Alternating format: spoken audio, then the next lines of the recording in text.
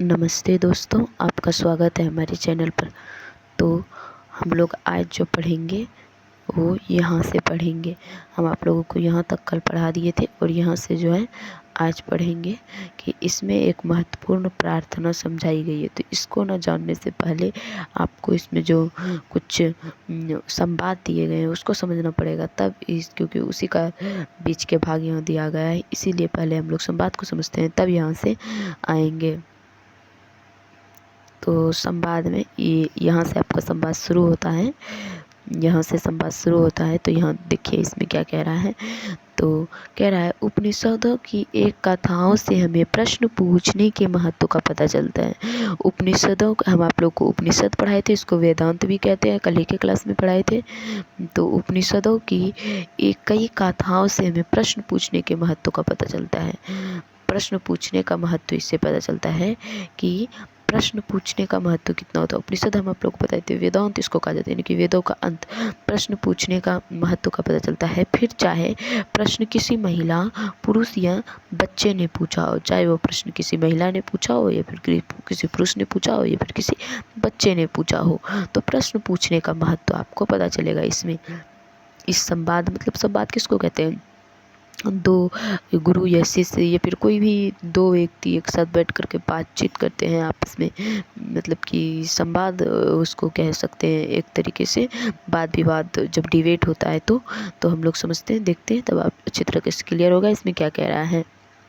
तो इसमें जो है श्वेत केतु और यथार्थ बोध का बीज, ये इम्पोर्टेंट टॉपिक है, इनको समझिएगा। श्वेत केतु और यथार्थ बोध का बीज के बारे में इसमें बताया गया है कि अभी थी इसमें ये जो है ना, लिया किससे गया है पहले ये समझ लीजिए। छांदोग्य उपनिषद से लिया गया है और ये वेरी वेरी इंपॉर्टेंट, ये पूछा जाता है। श्वेत केतु और यथार्थ बोध के बीच का जो श्वेत केतु और यथार्थ बोध का जो बीज है, तो ये किससे लिया गया, तो आपको बताना पड़ेगा। छांदोग्य उपनिषद से लिया गया और अध्याय 6 से लिया गया है छांदोग्य उपनिषद के। तो सबसे पहले यहाँ पे कह रहा है, ऋषि उद्दालक आरुणि ने, देखिए ये जो ऋषि उद्दालक आरुणि है ना, मैं थोड़ा सा आप लोगों को आरुणि के बारे में बता देना चाहती हूँ। वैसे इस बुक में नहीं दिया गया है, लेकिन मैं एक्स्ट्रा बातें बता देना चाहती हूँ कि ये जो आरुणि है ये ऋषि धौम्य के शिष्य थे, ठीक है ना। आरुणि ऋषि धौम्य के शिष्य थे। तो क्या हुआ था ना, एक दिन मतलब कि बहुत बारिश हो रही थी, भयंकर वाला बारिश, रुकने का नाम नहीं ले रहा था बारिश। तो धौम्य ने आरुणि से कहा कि आरुणि, कहीं खेत की मेड़ी तो टूट नहीं, मेड़ी खेत का तो टूट नहीं गया है। तो फिर जो है उन्होंने वो देखने के लिए भेजा उनको। आरुणि तो गए देखने के लिए, गए तो वो लौटे ही नहीं। तो गए तो फिर वो लौट गए तो फिर वो लौटे ही नहीं। जब नहीं लौटे तो फिर चिंता होने लगी उसके मतलब ऋषि धौम्य को बहुत ज़्यादा चिंता होने लगी। फिर जो है ऋषि धौम्य बहुत मतलब कि देर के बाद, तब फिर जो है जब नहीं लौटे तब ऋषि धौम्य गए। जब वो देखते हैं तो वहाँ जब वो गए तो फिर आवाज़ लगाए, आरुणि कहाँ हो। तो फिर आरुणि ने आवाज़ उधर से दिया। तो फिर गुरु जाते हैं वहाँ, तो देखते हैं वो थी। फिर वो जो मेड़ी के पास ठंड में वो लेटा हुआ था कि मेड़ी से मतलब पानी जो है खेत में ना जा सके, इसीलिए जो है वो उस पे में जो है वो लेटा हुआ था उस जगह पे कि पानी ना जा सके, इसीलिए जो है ना वो उसमें लेटा हुआ था। तो लेटा हुआ तो इसीलिए तब फिर क्या हुआ, जब वो ठंड में पूरा ठंड में रात भर लेटा रहा, तब फिर उसको देख करके उसके सहनशीलता, ये सब चीज़ों को देख करके काफ़ी ज़्यादा प्रसन्न हुए वो जो ऋषि धौम्य थे अपने शिष्य आरुणि से। तो अब इसके शिष्य आरुणि के जो पुत्र हैं, यहाँ पुत्र के बारे में यहाँ पे जिक्र किया गया। आरुणि और उनके पुत्र के बारे में, उनके बीच जो संवाद होता है इनके बारे में यहाँ बताया गया है। तो हम लोग सुनते हैं। कह रहा है, ऋषि उद्दालक आरुणि ने अपने पुत्र श्वेत केतु, ये इंपॉर्टेंट है, ये ध्यान में रखिएगा, आरुणि के पुत्र थे श्वेत केतु, को वेदों के अध्ययन के लिए गुरुकुल भेजा। उसको ना वेदों के अध्ययन के लिए गुरुकुल भेजा उसके पिता आरुणि ने श्वेत केतु को। जब वह 12 वर्ष के बाद श्वेत केतु वापस आया, 12 साल का था तो उनको भेजा गया था, टोटल वहाँ वो 12 वर्ष रहा, यानी कि 24 वर्ष में वो लौट करके आया। देखिए कुछ कुछ इसमें जो है ना आपकी किताब में दिया गया है, कुछ कुछ पॉइंट नहीं भी दिया गया है, तो मैं एक्स्ट्रा भी कुछ कुछ पॉइंट अपनी तरफ थी, मतलब एक्स्ट्रा पॉइंट जो है मैं अपनी तरफ से बताऊंगी आप लोगों को। तो यहाँ पे 12 वर्ष के बाद श्वेतकेतु वापस आया, तो उसके पिता ने यह अनुभव किया कि वह अपने ज्ञान के कारण बहुत अहंकारी हो गया। तो उनके पिता ने यह देखा कि ज्ञान के कारण वो बहुत ज़्यादा अहंकार यानी कि घमंड हो गया है उनको अपने ज्ञान का। उनको लगता है कि मेरे जैसा कोई नहीं जानता है। जब ज्ञान, देखिए जहाँ ज्ञान है वहाँ घमंड नहीं होना चाहिए, और जहाँ ज्ञान है वहाँ घमंड होना ही नहीं चाहिए, क्योंकि ज्ञान में घमंड नहीं होता है। जिनके पास घमंड है तो उनके पास ज्ञान नहीं है, सीधी सी बात है, आधा अधूरी ज्ञान है या ज्ञान नहीं। तो यहाँ कह रहा है इसलिए उद्दालक ने ब्रह्म के स्वरूप पर उसके, तो फिर ऋषि उद्दालक ने उससे जो है थी उनके व्यवहार को जब देखा, तो ऋषि उद्दालक ने उनसे जो है प्रश्न पूछे। तो ब्रह्म के स्वरूप पर उनके ज्ञान का परीक्षण करने के लिए प्रश्न पूछे, जिनका उत्तर श्वेतकेतु नहीं दे सका। उनसे जो है प्रश्न पूछा गया था। तो कुछ प्रश्न पूछे जिसका उत्तर जो है मतलब कि ये नहीं दे सके श्वेतकेतु। प्रश्न था ऐसे कि जो अज्ञात है थी, मतलब कि जो अज्ञात है जिसे मतलब कि जो अज्ञात है जिसे ज्ञात हो सकता है, वो ज्ञात हो सकता है। मतलब बहुत बड़ा था, हम यहाँ लेंदी ज़्यादा नहीं करेंगे, जो तो आपके बुक में दिया हुआ है बस हम उसी के हिसाब से चलेंगे। वैसे तो इनके बारे में बहुत सारी बातें हैं, अगर हम कहेंगे तो टाइम लग जाएगा, ज़्यादा समय भी हो जाएगा, इसीलिए हम ज़्यादा टाइम नहीं लेंगे। तो हम आगे बढ़ते हैं 6 के हिसाब से ही, यहाँ 6 को पुराने 6 के हिसाब से ही चलेंगे। तो कह रहा है उद्दालक ने उसे समझाया, प्रश्न का उत्तर नहीं दिया, तो प्रश्न का उत्तर नहीं दिया। उन्होंने कह दिया कि मेरे गुरु जो है ना, मतलब जहाँ वो शिक्षा प्राप्त करने के लिए, तो उन्होंने गुरु को कहा कि मेरे गुरु ने ये हमें बताया ही नहीं है, यदि वो थे बताते तो हमें ज़रूर पता होता, ऐसा उन्होंने आरोनी को कहा, अपने पिता को। तो उद्दालक ने उसे समझाया कि किस प्रकार। तो फिर उन्होंने फिर जो है उन्होंने जो थी आरुणी के पुत्र थे, आरुणी के जो पुत्र थे श्वेतकेतु ने बोला आप ही कृपया करके हमें बताएं, आप ही बताएं। तो फिर उद्दालक, जिसको आरुणी कहा जाता है, उन्हीं का नाम है उद्दालक भी। हम आपको शुरू में ही उनका पूरा नाम बताए, उद्दालक आरुणी उनके पिता का नाम था। तो उसने समझाया कि किस प्रकार ब्रह्मा वो दृश्य रहते हुए सर्वव्यापी। उन्होंने उसको बताया कि ब्रह्म जो है ना वो दृश्य है, लेकिन वो दृश्य रहते हुए दिखाई तो नहीं देता, लेकिन फिर भी सर्वव्यापी है, फिर भी सर्वव्यापी है, फिर भी सर्वव्यापी है, सबसे बड़ा है। कह रहा है जैसे बरगद के फल का बीज खोलने पर रिक्त खाली दिखाई देता है। उन्होंने जो है उससे ये भी कहा था कि उसको एग्जाम्पल देने के लिए बरगद के फल मंगवाया था, फल को उन्होंने तोड़वाया था, फिर जो उससे बीज आया फिर उसको कहा तोड़ने के लिए। वो थी मतलब बहुत सारी छोटे छोटे बीज था उसमें। तो पहले फल को तोड़ा तो पूछा उसमें क्या है, तो उन्होंने बताया थी श्वेतकेतु ने आरुणी को, अपने पिता को बताया कि इसमें तो बहुत सारे छोटे छोटे बीज हैं। तो फिर उनके पिता ने कहा इस बीज को तो तोड़ने के लिए बीज को तोड़ा, तो बहुत उसमें मतलब कि छोटे कंधे जो दिखाई नहीं दे रहा था, तो कह सकते, इसीलिए उन्होंने कहा खोखले बीज था, मतलब खाली कहा। तो फिर उनके पिता कहते हैं कि बरगद के बीज खाली दिखाई देता है, किंतु इसमें बरगद के वृक्ष का भावी रूप निहित है। खाली तो दिखाई दे रहा है, मतलब कि उसमें तो कुछ दिखाई नहीं दे रहा है, लेकिन हाँ बरगद के वृक्ष का भावी रूप निहित है। भावी रूप मतलब क्या, इस बीज में बरगद के वृक्ष का, पूरे बरगद के वृक्ष होने की भविष्य है, मतलब उसके भविष्य के बारे में, भविष्य का रूप है बरगद के वृक्ष होने का, कि इस बीज से पूरे बरगद का वृक्ष हो सकता है, भले ही दिखाई ना दे। जैसे एक प्रकार की मिट्टी से अलग अलग प्रकार के बर्तन बनाए जा सकते हैं। उन्होंने एक और एग्जांपल दिया, जैसे कि थी एक ये थी मतलब कि एक ही प्रकार की मिट्टी से अलग अलग प्रकार के बर्तन बनाए जा सकते हैं। तो किसी मिट्टी को आप ले लीजिए, तो उससे जो है ना थी, अगर आप मतलब कि बहुत सारे अलग अलग तरह से कह सकते हैं कि जो मृद भांड है, ये सब जो मटका सब है, ये सब बनाए जा सकते हैं। उसी प्रकार हमारे चारों ओर जो कुछ भी है एक ही तत्व है। तो उन्होंने कहा उसी प्रकार हमारे चारों ओर जो कुछ भी है एक ही तत्व है। जैसे आपने देखा मिट्टी से जो है बहुत सारे बर्तन बनाए जा सकते हैं, जैसे आपने देखा कि बीज से जो है वो बड़े पेड़ हो सकते हैं। तो ब्रह्म ने उसका उद्भव हुआ है। तो उसी प्रकार उन्होंने कहा सब कुछ एक ही तत्व है और ब्रह्म से उसका उद्भव हुआ है, ठीक है, और ब्रह्म से ही उसका उद्भव हुआ है। उन्होंने अपनी सीख यह कहकर समाप्त की फिर उन्होंने अपनी सीख यह कहकर समाप्त की सभी में यही सूक्ष्म तत्व व्याप्त है। उन्होंने कहा सब जगह यही ब्रह्म है, ब्रह्म है, यही सूक्ष्म तत्व व्याप्त है। तुम वही हो श्वेत केतु, तुम वही हो, तुम वही हो श्वेत केतु, तुम वही हो। ये बात यहाँ कहा। और यहाँ हम आप लोगों को जो है इससे पहले वाले क्लास में, प्रीवियस क्लास में हम आपको बताए थे, या ये वाला जब बताए थे तो ये वाला उन्होंने कहा था अहम ब्रह्मास्मि, यानी कि मैं ब्रह्म हूँ, अर्थात मैं दिव्य हूँ। उसके बाद फिर उन्होंने ये लाइन जो अभी हम बताए वो वाला लाइन, ये वाला लाइन है, उन्होंने अंतिम में ये बोलकर अपना बात समाप्त किया था कि तत्वम असि, यानी कि वह ब्रह्म आप ही है, वह ब्रह्म जो है वह ब्रह्म आप ही है। ये लाइन इम्पोर्टेंट है, ये वाला लाइन को आप लोग याद रखिएगा। तत्वम असि उन्होंने अपने बात को कहकर समाप्त किया था, तत्वम असि कहकर समाप्त किए थे। अब आगे बढ़ते हैं। उन्होंने बस मतलब कि ये बताया कि सब में एक ही चीज़ है और वो है ब्रह्म, यानी कि वो है ब्रह्म, और वो जो है ब्रह्म सब में है, आप में भी है, हम में भी है, आप में भी है, सब में है। अब आगे क्या कह रहा है, अब नचिकेता और उसकी ज्ञान पिपासा के बारे में संवाद दिया गया है। इनको समझिएगा, नचिकेता और उसकी ज्ञान पिपासा के बारे में यहाँ पे बताया गया है। ये कठोपनिषद से लिया गया, पहले तो आप इसको ध्यान में रखिएगा।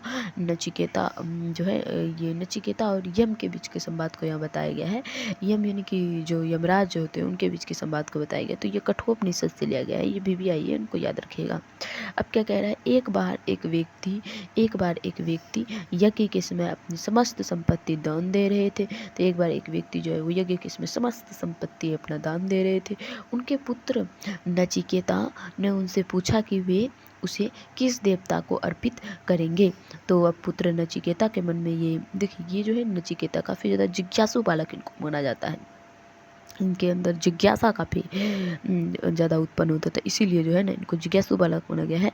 तो फिर उनके पुत्र नचिकेता ने उससे पूछा, जब आप सारी संपत्ति समस्त संपत्ति दान कर रहे हैं, तो फिर उनसे पूछा कि हम भी तो आपकी प्रिय संपत्ति है, तो आप हमें किस देवता को अर्पित करेंगे, किसे दान में देंगे। तो फिर नचिकेता द्वारा बार बार नचिकेता ने एक बार पूछा, उनके पिता चुप रह गए, दोबारा पूछा, उनके पिता चुप रह गए।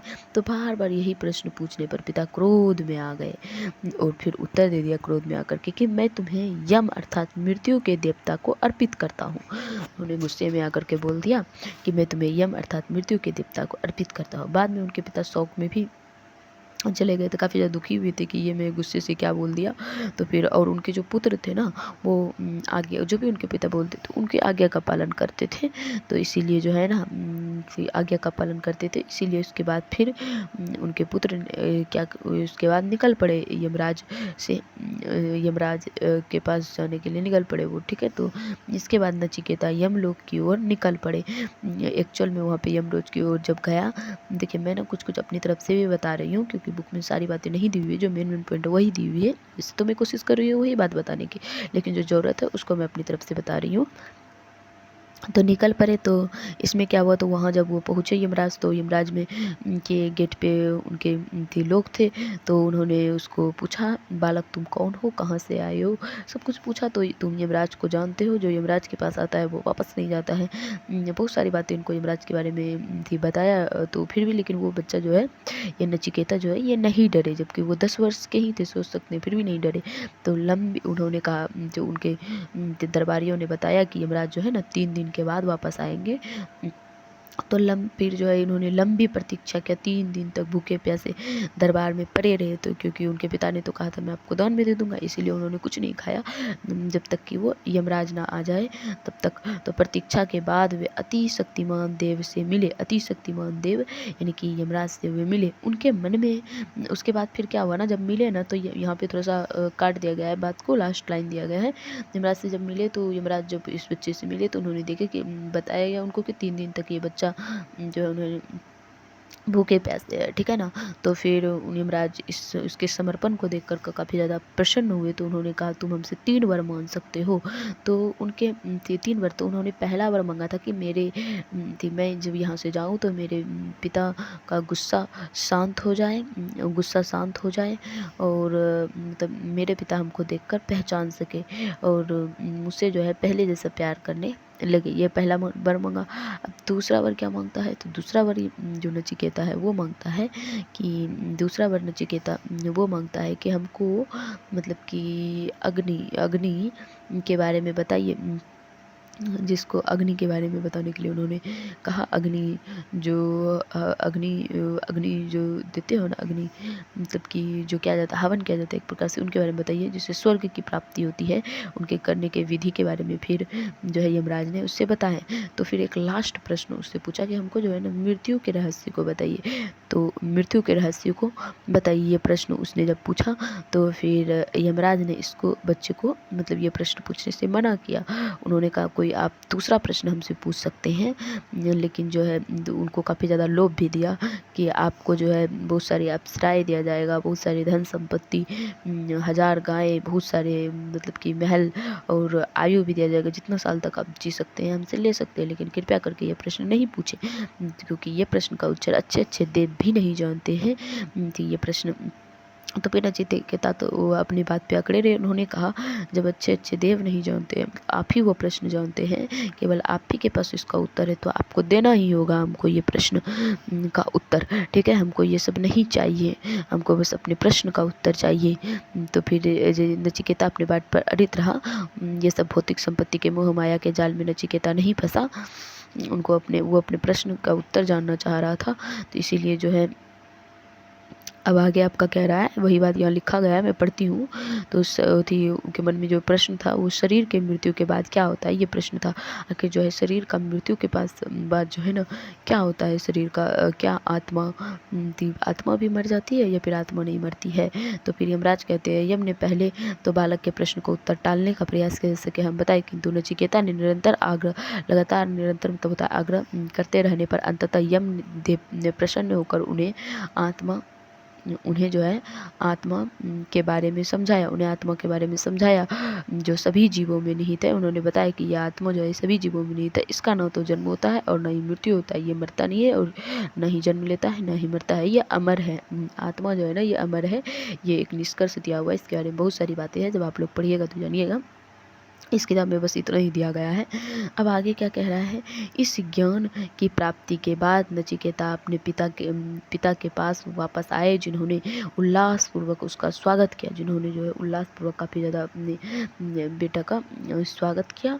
अब आगे क्या कह रहा है, गार्गी और याज्ञवल्क्य का शास्त्रार्थ, इसके बारे में आप लोग जानिएगा। और ये जो है ना काफ़ी ज़्यादा इंपॉर्टेंट है, इन दोनों के बीच का संवाद, इसको समझिएगा, इसको थोड़ा सा ध्यान से समझिए कर। इसको जो है ना बृहदारण्यक उपनिषद में दिया गया है, ये इंपॉर्टेंट है, पहले तो इनको याद। ये जो लिया गया है ना ये गार्गी और याज्ञवल्क्य का जो संवाद है वो बृहदारण्यक उपनिषद में आपको मिलेगा, बृहदारण्यक उपनिषद में दिया गया है।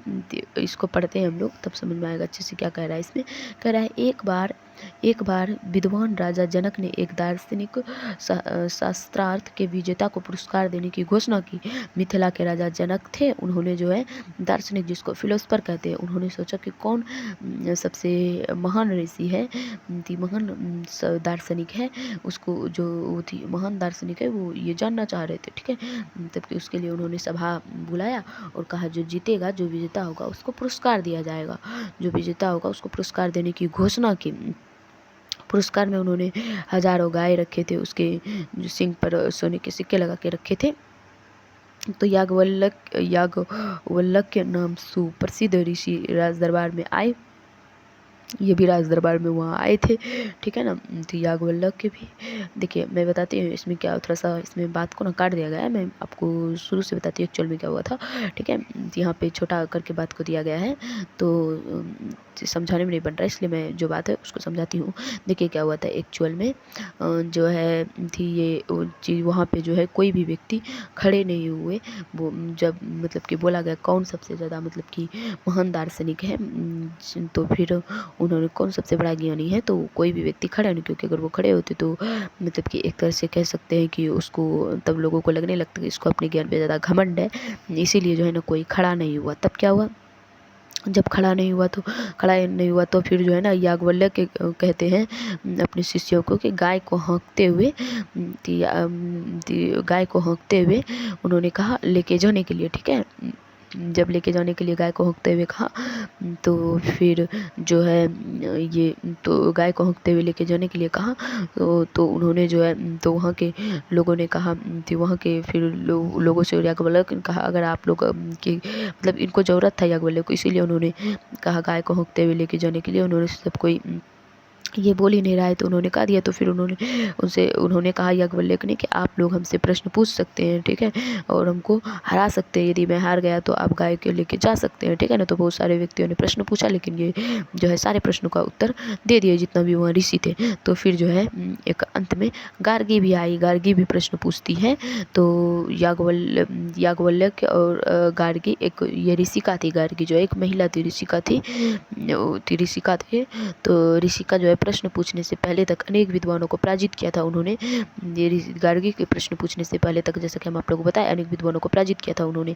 इसके बाद गार्गी और याज्ञवल्क्य विश्व के थी विश्वरूप पर याज्ञवल्क्य से अनेक प्रश्न पूछे। तो उन्होंने अनेक प्रश्न पूछा थी गार्गी ने याज्ञवल्क्य से। इनसे बहुत सारे प्रश्न पूछे थे, मैं बताऊँ तो इसमें जिक्र नहीं किया गया, फिर भी मैं थोड़ा सा बता देती हूँ आप लोगों को। पहले तो इन्होंने पूछा कि ये जो पानी है वो किस में निहित है, ठीक है। तो ये तो एक मतलब कि छोटा सा क्वेश्चन था, पर अच्छा क्वेश्चन पूछा। तो फिर इन्होंने पानी में सब कुछ निहित है, तो पानी किस में निहित है। तो फिर याज्ञवल्क्य ने जवाब दिया कि वायु में निहित है। तो फिर उन्होंने पूछा कि वायु किस में निहित है, तो बताया गया आकाश में निहित है। मतलब इस तरह उन्होंने जो है ना बहुत सारी बात, मतलब कि जो भी वो आंसर देते थे याज्ञवल्क्य, उसी को प्रश्न बनाकर पूछते गई, ठीक है। तो फिर आदित्य लोक, देवलोक, इंद्रलोक, प्रजापति लोक, फिर अंत में ब्रह्मलोक आया। उन्होंने फिर अंत में ये भी पूछा कि ब्रह्मलोक किस में निहित है। तो अब जो है जब काफ़ी ज़्यादा प्रश्न यहाँ पे लिखा रहा है कि यहाँ पे लिखा भी गया क्या है कि अंत में ब्रह्म के स्वरूप पर भी प्रश्न पूछे, ठीक है। तो इन्होंने जब इससे प्रश्न पूछे तब याज्ञवल्क्य ने उन्हें आगे प्रश्न पूछने से मना कर दिया। उन्होंने कहा कि गार्गी, यदि प्रश्न को अति प्रश्न नहीं बनाओ वरना तुम्हारा सर फट सकता है। आगे प्रश्न पूछने से मना किया। तो गार्गी जो है समझदार थी, तो उनको लगा कि अभी जो है अभी जो है ऋषि अभी जो है मतलब कि तो याज्ञवल्क्य जो है थोड़ा गुस्से के क्रोध में थोड़ा आ गए थे, तो वो शांत हो गए। फिर वो उस जगह चले गए। फिर दूसरा व्यक्ति आया, फिर उससे संवाद हुआ, तो वो पराजित हो गया। फिर उनका तो तब फिर गार्गी उठी, ठीक है। फिर गार्गी उठी और फिर गार्गी जो है उससे प्रश्न पूछी। उस टाइम जो है बड़े ही थी मतलब शांत हो गए थे उस टाइम ऋषि। तो फिर मतलब याज्ञवल्क्य के ऋषि, तो फिर उन्होंने जो है गार्गी ने प्रश्न पूछे उनसे। प्रश्न पूछने से पहले उन्होंने इन लोगों को बोला कि मैं 2 प्रश्न पूछूंगी, यदि आप मेरे दोनों प्रश्नों को उत्तर दे देते हैं तो मैं जान जाऊंगी कि सबसे बड़े ज्ञानी आप ही है और आपसे बड़े ज्ञानी और कोई नहीं है। तो गार्गी ने फिर अंत में 2 प्रश्न पूछे। हालांकि कुछ समय बाद गार्गी पुनः, यहाँ लिखा भी है, कुछ समय बाद गार्गी पुनः प्रश्न पूछा। तब याज्ञवल्क्य ने समझाया कि कैसे ब्रह्म ही संसार, ऋतुओं, नदियों, अन्य सभी चीज़ों का निर्माण करता है। तो उन्होंने बताया अंत में कि ब्रह्म ही वो चीज़ है जो सब चीज़ में मतलब कि निहित है और सभी चीज़ों का निर्माण करता है। वो मतलब शब्द नहीं है वो। उन्होंने ओम के बारे में एक तरह से कहिए तो बताया था। उन्होंने ओम के बारे में बताया कि ब्रह्म ही संसार है, ब्रह्म सब चीज़ों में है, ठीक है। सब चीज़ों में है और सब चीज़ों में ब्रह्म है। ब्रह्म सब चीज़ों में ही निहित है, सब जगह ब्रह्म है, सब चीज़ में ही निहित है, सब जगह ही ब्रह्म है। एक सब में, आप में, हम में, जितनी भी दुनिया में चीज़ें सब में ब्रह्म है। ये बात मतलब बहुत डिटेल से अच्छे से उनको समझाया, उनको बताया। फिर ये थी और एक प्रश्न था, तो एक प्रश्न और इसमें जिक्र नहीं किया गया लगता है। और एक प्रश्न गार्गी ने पूछा था कि एक प्रश्न, दोनों का उत्तर लगभग वही है। एक प्रश्न उन्होंने पूछा था कि पृथ्वी लोक और जो ब्रह्म लोक है, इन दोनों के सिवाय भी मतलब जो आकाश है, स्पेस और टाइम के बीच अगर देखे तो साइंस की दृष्टि से वो पूछी थी कि स्पेस और टाइम यानी कि उन्होंने थी पृथ्वी लोक के बारे में, और टाइम यानी कि भूतकाल, भविष्यकाल, वर्तमान काल, उसमें तीनों आ जाता है। इन सब चीज़ों को, टाइम और स्पेस, आकाश में स्पेस होता है, तो ये दोनों चीज़ों को छोड़ करके और भी कुछ है क्या संसार में, तो उन्होंने बताया वो ब्रह्म है, ठीक है ना। ब्रह्म के बारे में उन्होंने बताया, ब्रह्म के बारे में, आत्मा के बारे में बताया, एक तरह से कह सकते हो। ब्रह्म के बारे में काफ़ी ज़्यादा ज्ञान दिया गार्गी को। तो फिर जो है गार्गी उसके बातों से प्रभावित हुई, और फिर प्रभावित होने के बाद फिर उन्होंने जो है याज्ञवल्क्य को सबसे बड़ा ज्ञानी स्वीकार लिया और वो फिर जो है उनसे भी कहा ये सबसे बड़े ज्ञानी हैं। वहाँ के बैठे ऋषियों से कहा भी कि ये सबसे बड़े ज्ञानी हैं और थी। तो फिर उन्होंने जो है थी सबको उनको प्रणाम भी की और ये थी ये मतलब कि उनको प्रणाम भी की। ये अपने आप को घमंड नहीं मतलब कि एक तरह से कहते गार्गी जो अपने आप को घमंड थी घमंडी नहीं मतलब कि गार्गी के अंदर कोई घमंड नहीं था।